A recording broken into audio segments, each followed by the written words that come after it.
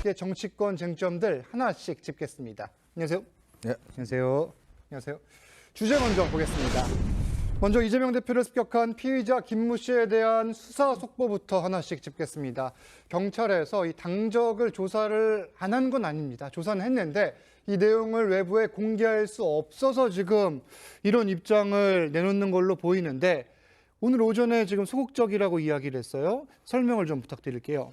그러니까 제1야당 대표가 민주주의를 파괴하는 정치 테러를 당하고 있거든요. 이와 관련해서 뭐 구구 유튜브나 언론을 통해서 갖가지 억측들이 지금 난무하고 있잖아요. 그렇죠. 이제 그런 상황 속에서 수사가 진행 중인데 뭐 민주당 같은 경우는 법원의 압수수색 영장에 따라서 그 당적 보유에 대해서 성실하게 이제 거기에 협조를 했음에도 불구하고 이 정당법상 이거를 알릴 수 없다 뭐 이런 거지 않습니까? 근데 그럼에도 불구하고 뭐 일부 그 법조계에서는 이미 그 조항이 사문화되어 있기 때문에 그거보다는 오히려 국민적 의혹가 대단히 큰 사건인 만큼 국민의 알 권리 차원에서 이것을 좀 적극적으로 좀 검토하는 것이 어떻겠느냐라는 이제 의견들이 이제 있는 것이고 민주당 입장에서는 우리 당의 대표가 지금 정치 테러를 당한 상황이기 때문에 엄중하고 좀 신속한 수사를 촉구하는 그런 차원에서의 그 뭐 요구다 이렇게 보시면 될 것 같습니다. 현재까지 경찰에서 조사한 내용에 따르면은 공범은 일단 아닌 걸로 보이지만 그럼에도 민주당에서는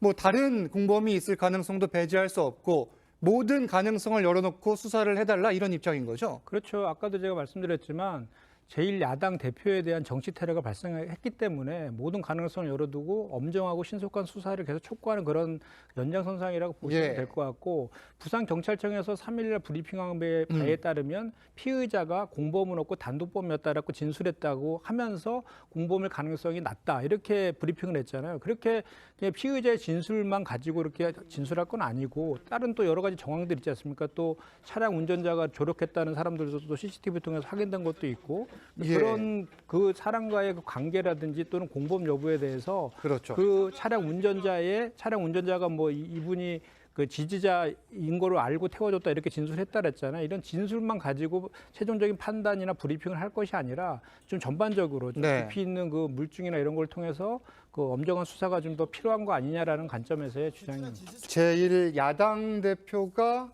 많은 사람들이 있는 장소에서 습격을 당한 사안의 중대성 측면도 고려해야 되는 거 아니냐 뭐 이런 지적도 함께 나오거든요. 반론을 좀 들을게요. 그러니까 사실 이게 계속 반복해서 말씀드리지만 제1야당 대표에 대한 정치 테러, 민주주의를 파괴하는 행위가 지금 벌어진 거예요. 이거에 대해서 엄정한 수사가 뒤따라야 될 것이고 또한 이제 분노와 혐오 정치 때문에 사실 발생한 측면이 있는 거지 않습니까? 그럼 이런 문제를 좀 해결하고 앞으로는 좀 이렇게 배려와 상대방을 존중하는 정치 문화를 어떻게 바꿔나갈 것인가 이런 거에 지금 논의의 그 좀 중심들이 좀 모여져야 되는데 이렇게 지역 의료의 문제라든지 특혜 시비로 이렇게 정쟁화되는 것에 대해서 대단히 좀 안타깝습니다.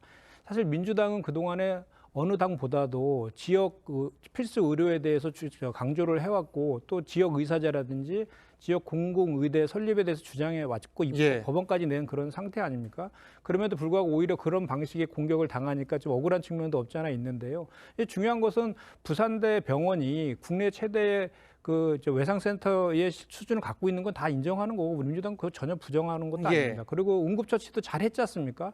잘했고 이제 가족들의 요청에 의해서 부산대 병원의 동의하에 이송을 한 거잖아요. 그리고 헬기를 통해서 이송한 거에 대해서 그게 특혜이냐에 대한 여부는 뭐 인지하는 그런 상태도 아니었기 때문에 이런 걸 가지고 이렇게 그 뭐 고소고발로 이어지거나 이런 문제들에 대해서는 좀 더 좀 신중해야 되지 않을까라고 생각합니다.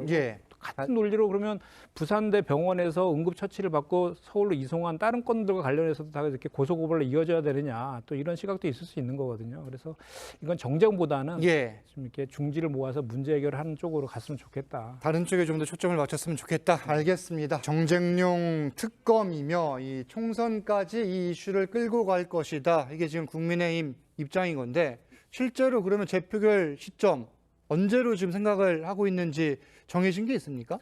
지금 홍익표 원내대표가 공식적으로 발표한 것은 권한쟁의를 청구할지에 대해서 적극적으로 지금 검토 중이라고 했기 때문에 그것도 결정이 안 된 거예요. 그러면 검토 결과가 나오면 이제 최종적인 결정을 할 것이라고 저는 보는데요.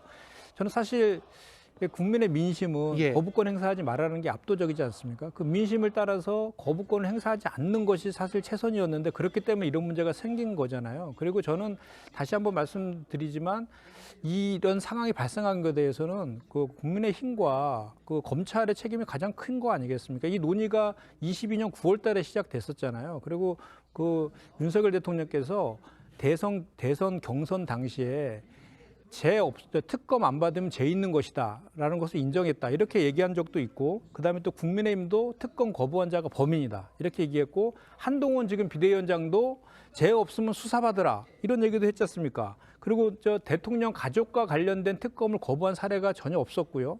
또 살아있는 권력을 통해서 권력을 수사해서 대통령이 된 윤석열 대통령입니다. 이런 상황 속에서 민심은 거부권을 행사하지 말라고 했음에도 불구하고 예.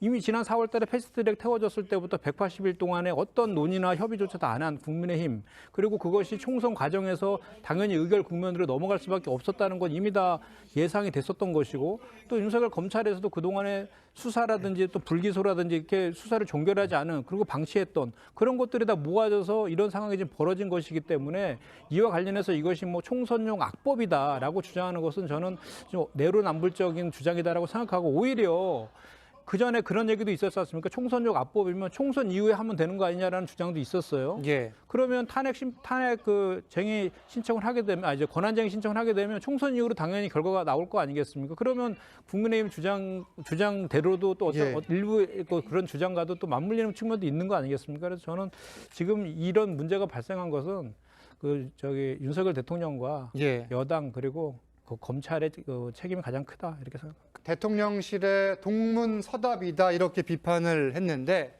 부연 설명 부탁드릴게요. 예, 좀 전에 우리 이현종 의원께서 만시지탄이라고 하셨는데 예. 그 말에 저도 동의하지만 이것이 특검 국면에서의 대안은 아니다. 김건희 여사의 주가 조작 의혹을 조사라는 특검법과 이 제2부속실 설치는 전혀 별개의 문제다라는 말씀을 드릴 수밖에 없어요. 그래서 예. 동문서답을 하고 있는 게 맞는 것 같고요. 그동안 민주당이 특별감찰관하고 제2부속실 설치하라고 얼마나 많이 주장했습니까? 그럼에도 불구하고 계속 거부하다가 이 특검법 국면에 들어오니까 갑자기 이걸 딱 뜬금포처럼 이렇게 설치한다고 하니까 저희가 여론 호도용 꼼수 아니냐라고 우리가 비판할 수밖에 없는 지점이 예. 있는 것이죠. 그리고 사실은 이게 이제 그런 것 같습니다. 이게 우리 김건희 여사가 대선 경선 과정에서 뭐 이렇게 자기의 합격력 위조라든지 논문 표절 이런 등등에 대해서 사죄하면서 내조만 하겠다라고 했었잖아요. 그러면서 제2부속실 설치하지 않았어요. 그 과정에서 많은 문제들이 생겼지 않습니까? 최근에 뭐 명품백 수수도 있고 수수 의혹이요. 이 수수 의혹, 해외 순방 때 뭐 자기 지인을 대동했다든지 지인을 사적으로 채용했다든지 이런 등등의 문제들 그리고 정말로 그 내조만 한다고 했음에도 불구하고 오히려 대통령보다 더 많이 보일 때가 있다라는 지적이 나올 정도로 공식적인 비공식적인 행보들을 많이 했었어요. 그럴 때마다 나왔던 것이 제2부속실 설치였는데 그때는 계속 거부하다가 지금 와서 이렇게 하니까 예. 진정성에 대해서 의심을 저희가 비판을 할 수밖에 없는 그런 것이고 만시지탄이라면 제2부속 설치하는 거에서 반대하는 건 아닙니다. 그럼에도 불구하고 특검과 관련된 대안은 충분하게 예. 대통령실과 여당에서 내놔야 된다라는 얘기를 하고 있는 것이죠. 일단 한 위원장과 그러니까 전화 인터뷰를 한 중앙일보 기사를 보면은 김 여사가 실제 눈인사를 했는지 어떤 표정을 지었는지 등의 질문에는 답을 하지 않았다고 합니다. 그러니까 이종찬 광복회장에게 인사를 하면서 뭐 눈인사나 사실 표정으로 반갑다는 표정을 할 수도 있잖아요. 워낙 많은 사람들이 있으니까요. 어떻게 보세요? 그래서 뒷모습만 봐가지고 이렇게 한동훈 장관은 눈이 마주친 것처럼 저는 보이는데 잠깐 멈칫하기는 해요. 김 여사가. 그래서 한동훈 위원장이 뭐 본인을 못 알아볼 수 있다 이렇게 얘기를 했는데 저는 뭐 특별한 의도가 있거나 그러지는 전혀 아닐 거라고 저는 생각합니다. 전직 예. 대통령의 영부인이신데 그리고 한참 정치를 떠나서 계신 분이 뭐 여야를 떠나서 이렇게 본인들 이렇게 하는 분들에 대해서 저렇게 할 이유는 없어 보인다고 하고 너무 과도하게 해석하는 것 자체가 좀 오히려 더 그런 거 뭐 할 이유가 있겠나 싶습니다. 이재명 대표의 고민도 하나씩 짚겠습니다. 일단 2주 정도 입원 치료를 받아야 한다 이런 전망이 나오는데 지금 몸은 병상에 있지만 사실 신경을 써야 될 게 많잖아요. 어떤 상황입니까? 지금 회복은 잘 되고 있다라고 제가 지금 들었고요. 다만 이제 뭐 치료나 이런 것들에서 절대적인 안정이 필요한 그런 상황은 맞는 것 같고요.